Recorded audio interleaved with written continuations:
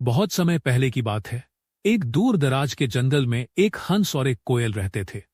हंस अपनी सफेद और चमकदार पंखों के लिए जाना जाता था और कोयल अपनी मीठी आवाज के लिए। दोनों की मुलाकात एक शांत सुबह हुई थी, जब सूरज की किरणें धीरे धीरे जंगल में फैल रही थी। कोयल ने हंस को देखा और उसकी सफेदी से प्रभावित हुई। हंस ने कोयल से कहा, तुम्हारी आवाज बहुत प्यारी है, तुम इस जंगल की सबसे सुरीली पक्षी हो। कोयल मुस्कुराई और बोली, तुम्हारे पंख इतने सुंदर हैं जैसे आकाश से गिरा हुआ कोई बादल हो। इसी तरह दोनों एक दूसरे की खूबियों की सराहना करने लगे। धीरे धीरे वे अच्छे दोस्त बन गए और उनकी दोस्ती का रूप प्यार में बदलने लगा। हर सुबह कोयल अपनी मीठी आवाज से हंस को जगाती और उसे अपने गीत सुनाती। हंस उसे सुनकर खुश होता और उसके साथ दिन बिताने का इंतजार करता। एक दिन जंगल में एक बड़ा तूफान आया।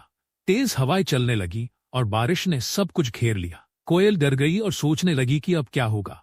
हंस ने देखा और तुरंत उसे अपनी सफेद पंखों में छुपा लिया। डरो मत, हंस ने कहा, मैं तुम्हारे साथ हूं। कोयल ने हंस का हाथ थामा और दोनों एक दूसरे में खो गए।